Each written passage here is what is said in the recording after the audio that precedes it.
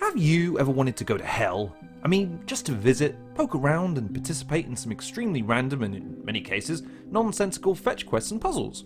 Or are you a social media influencer who wants to see what you might have to resort to when the likes on your makeup tutorials start drying up? Then perhaps it's worth taking a look at Angelo and Deemon, One Hell of a Quest. It's a classic point-and-click style adventure game inspired by the best works of LucasArts and Double Fine Productions, developed and published by Specialbit Studio and available on Steam right now for £6.19. But the question is, can the game live up to its lofty premise of a hellacious journey to hell?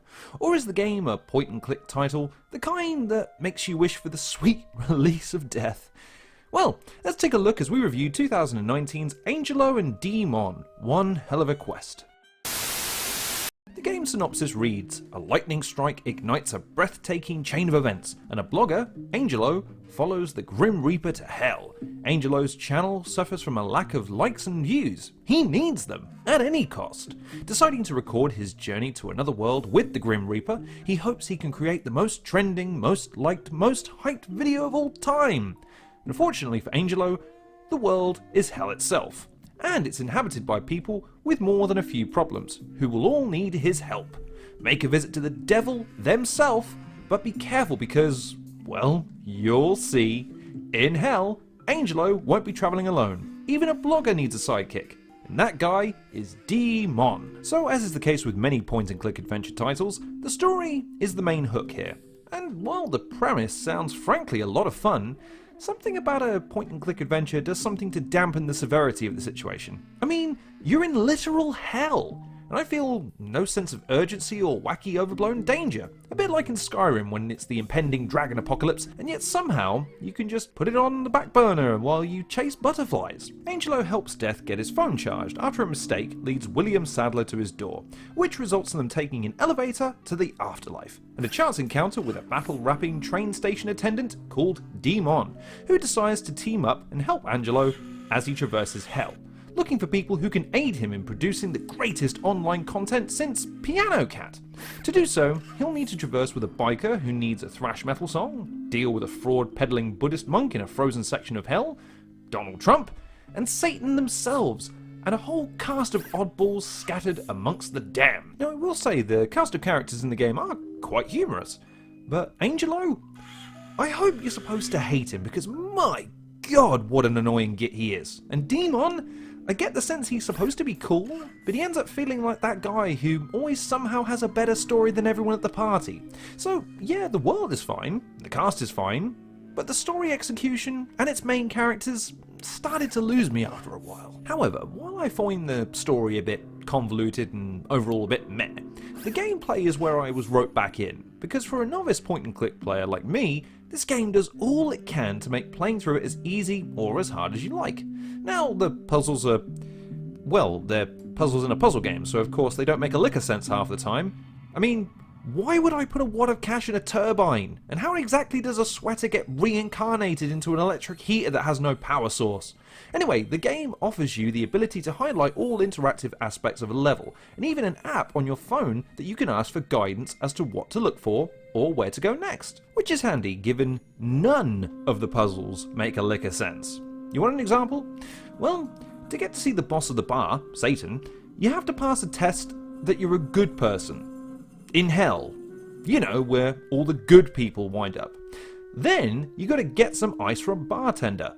Ice! In the fiery depths of hell. To do that, you need to get a sweater, and then turn it into an electric heater for said fraudster monk, who then provides you with ice, which you then have to put in Deemon's mouth to stop it melting. Because sense! Now, puzzles notwithstanding, you can pause the game at any time, skip conversations if you've had them before, and traverse the map at your leisure. And if you pay attention, use your Sarah app regularly, pay attention to the characters and what they say, you'll sail through the game quickly enough. And just a friendly bit of advice, I hope you're the kind of person that loves snapping everything and anything with your phone, because not only are you going to be clicking on everything in sight, as a blogger, you need to take 1 million pictures too, which is one of the achievements in the game.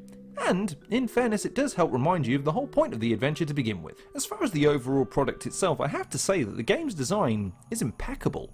Everything from the graphics, animations, sound, and music, they all come together to give you a very slick, solid experience with no bugs or glitches to speak of. The backgrounds are all designed with a lovely hand-draw feel, the maps are of all ambient sounds and effects to really sell the desolation of hell. The character animations when talking or moving are crisp and sharp. The only notable exception to this is the voice acting and conversations. Oh, they're beautifully acted, but you try to make sense out of some of these exchanges, notwithstanding some of the grammatical errors here or there. But the game does make a lot of nods, puns and references to pop culture, and does get very meta at times to various effects. Sadly, for some reason, the game seems intent on adhering strictly to stereotypes even South Park would find garish. Its depiction of Latino, Chinese and Japanese characters are, well, iffy at best. Let's just say that. Potential stereotypes aside, the biggest aspect of the game that I would have liked to see some improvement is the game's narrative. Is it meant to be a parody, a satirical take on religion, an allegory on the ills of social media, or an excuse just to make fun of various character tropes? I really can't tell.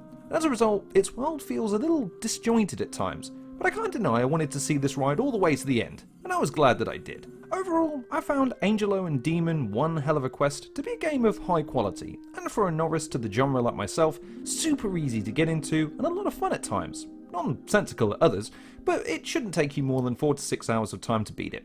If you're the kind of person who enjoys narrative-driven experiences without the harsh challenge of a typical point-and-click puzzle game, with a few laughs along the way, then Angelo and Deemon one hell of a quest is devilishly charming, and a damn fine game when it decides to make sense. And that'll about wrap it up for us. Thank you very much for watching this edition of the Halcyon Show. I've been your host, Lorne Risley. Please like, share and subscribe. Stay tuned for more reviews and videos in the future. And as always, take care of yourselves, and I'll see you on the next episode.